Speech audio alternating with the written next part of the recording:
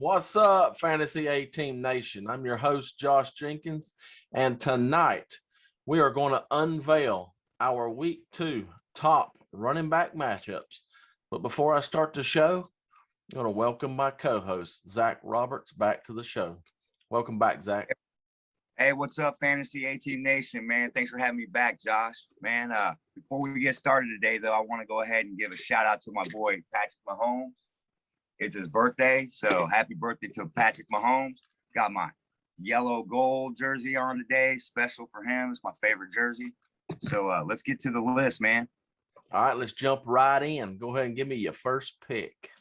All right, well, before I get to the number one pick for matchups, I want to go ahead and throw these guys out here. Alvin Kamara, Christian McCaffrey, Aaron Jones, Dalvin Cook, Derrick Henry, Chris Carson. All those six of those guys, if you have them, start them. I mean, they're not going to be talked about because they're studs. Start them. All right, so with that said, my number one matchup that I like after those guys are out of the way is Melvin Gordon.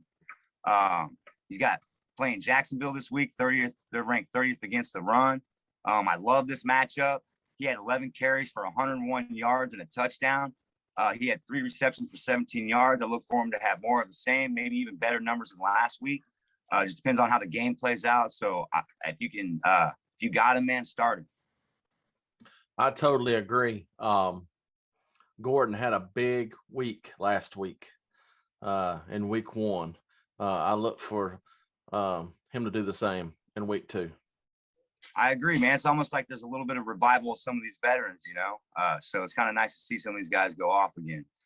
With number 2, I got Miles Sanders for Philly. They're playing San Francisco, which I guess San Francisco's pass D is pretty decent, but man, they're not very good against the run. They're 32nd. So with that said, Sanders had 15 carries for 74 yards and 4 receptions for 39 yards. He's a dual threat. He didn't get the end zone, but I believe he'll get the end zone this week, maybe even 2 times. We'll see. So I like that matchup. Kind of love that matchup because of his dual threat. So that's why I got him in number 2. I do love that matchup as well. I'm expecting a big week as well. Right on, yep. So let's get to number 3. So the rookie Najee Harris for Pittsburgh. They're playing Vegas Raiders. They're 27th against the run.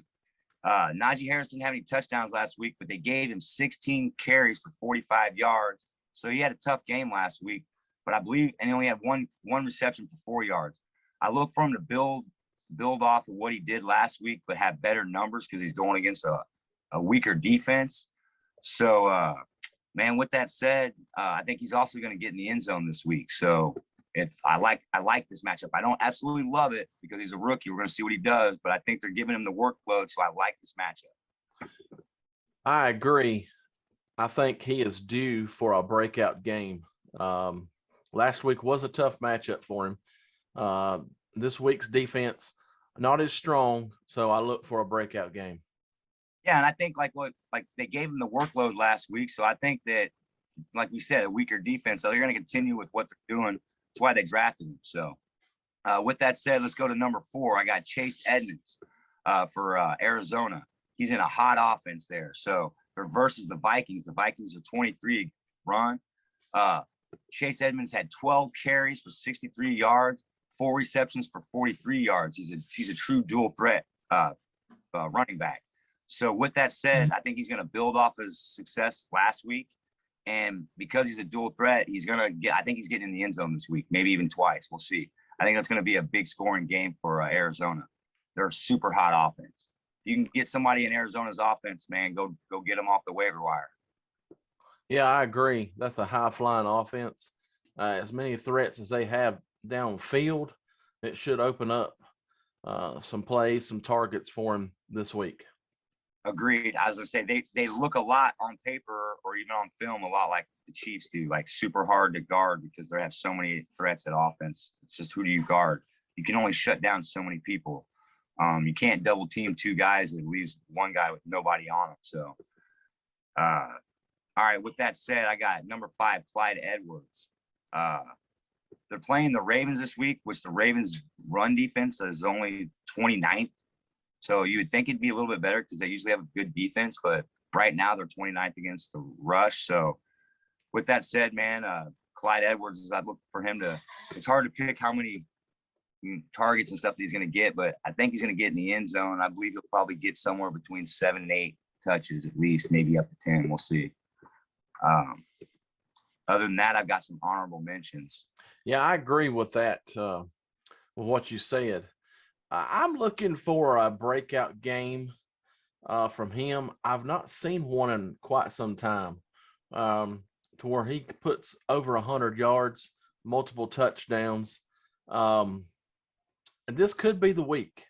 I think I agree. And he does. I think he only has like 2 or 3 100-yard rushing yard games. So he's more of the dual threat guy. He might get you 50 to 75 and maybe 25 yards receiving, maybe get in the end zone. It's hard when you Kelsey. Kelsey's a big red zone target. So yeah, either way, I'd like to see him get over 100 yards, whether it be by the pass or by the run. Just show me what you're capable of doing. And I think that he can carry the workload, but with that offense, just the way it is, I don't think they're going to lean on him like you would, like a lot of other teams would if they had him on their team. Yeah, I think he's more or less just a decoy. I mean, but when they don't guard him, he's wide open, man. They give him the ball. He's a threat, man. He's a game breaker. He can at any time take it to the house. Yeah, I believe he's just used to keep the defense honest. Absolutely. So, all right. So here's some of the honorable mentions. I want to talk real quick though about the Josh Jacobs situation. So he didn't practice, this week at all, and he's out. So Kenyon Drake is going to be getting a workload this week. With that said, he's going against Pittsburgh's 6th ranked against the run D. So Kenyon Drake, what's cool about him, why I put him on here when we're talking about it, is he's not just a carry guy, he's a reception guy too. He's another dual threat guy. So with the opportunity with Josh Jacobs out, he's going to get more opportunities, just guaranteed. So with that said, I think he's going to have a good game. I don't know. I don't like his matchup as good as I like some of these other ones we had said before, because he's going against a 6th rank, but he's probably going to put up some numbers, everybody. So if you have him, start him. If you can see if he's on the waiver wire, go get him. He'll get you some points this week. And then I got Eli Mitchell, the guy that stepped in from Raheem Mostert and San Fran. They're playing Philly. Philly's 18th versus the run. But Eli, when he came in last week, man, he showed he could carry the workload. He played great.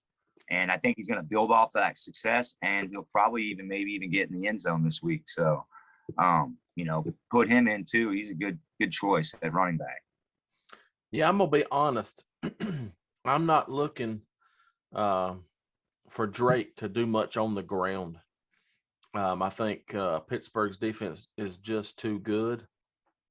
I believe where he'll get most of his yards will be from the air.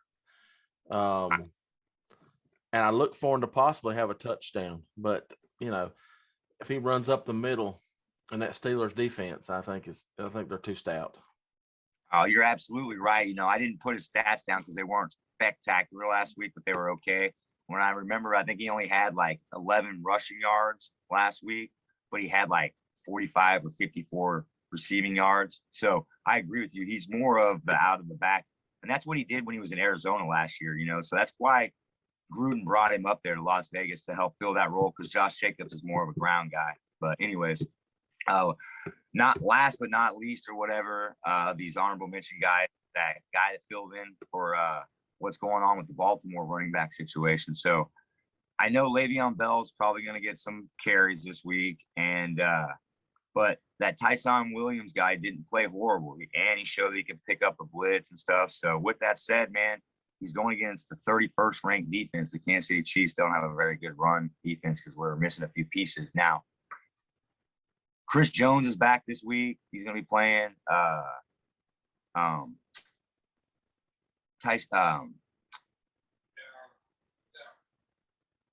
Honey Badger is going to only play a certain amount of plays, they said. I was hearing it on the radio yesterday that I didn't hear today, so I can't tell you this like updated information, but as of yesterday when I heard it, that they were saying that he would play like 60% of the plays. So with that said, we're still going to be a little weak on the back end of safety. So, you know, if he can get to the second and third level, you know, we're weak there too. So he could have a big game, man. I don't know. But Le'Veon Bell's probably going to get some of his carries. So that's why it's kind of just an honorable mention.